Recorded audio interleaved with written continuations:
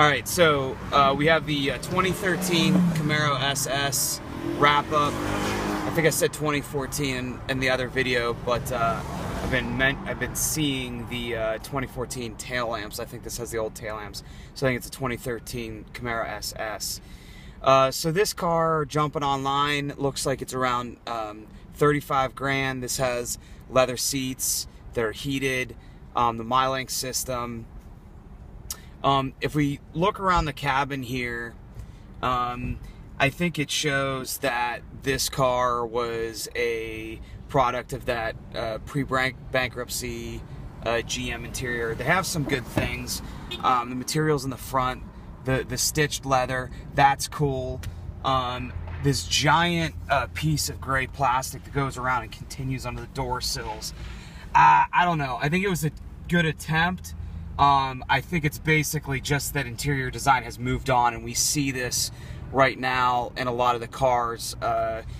You know, you might jump into an $18,000 Hyundai Elantra and it might look better than this car.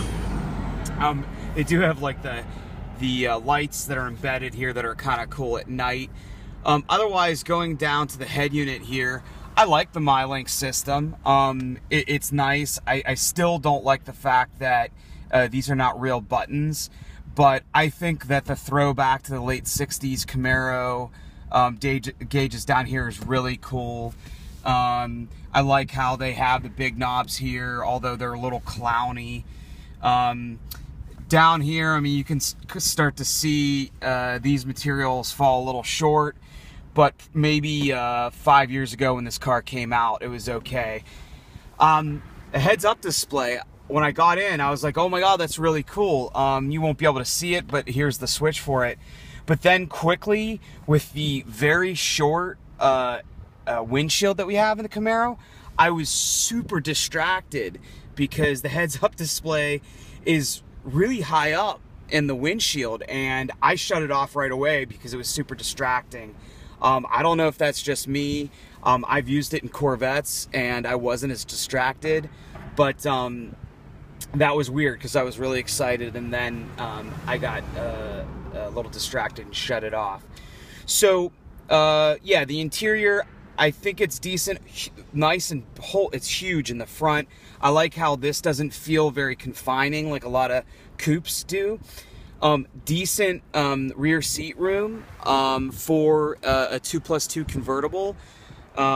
Probably on par with some things like the Mustang, which is going to be its biggest competitor. To the driving impressions, let me stop. One of my favorite parts of this car, the seats. These are probably the most comfortable seats I have sat in. They're bolstered, but they're super comfortable. GM does a great job. I feel the same way about my stepdad's Suburban. These are more sportily, if that's a word, bolstered, but probably some of the most comfortable seats I've sat in. So going to the driving impressions, I really was not too impressed with it.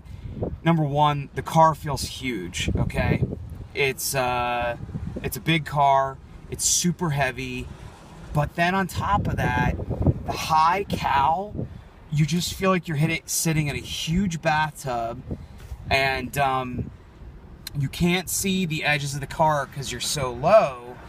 And so, to me, I'm big into like the sports cars. I know that's not necessarily what this car is, especially with the automatic and the convertible. It's more of a cruising car. But I just didn't find it enjoyable to drive. Plus, with the small windshield. The transmission, it was decent in sport mode. It was really weird in auto. I would floor it, and then it would kick down one, pause, and then kick down again. And there was this kind, I don't know, once again, 26,000 miles on this rental. I don't know if maybe this was a little beat on, but there were some weird issues going on with the transmission. And the V8, I mean, over 400 horsepower, but number one, I didn't hear enough of it. I only heard it at full bore, and it just didn't feel that sporty even when you're on it. And at that point, big, huge car, high cal, soft suspension, you know, it didn't feel that special with that great V8 there.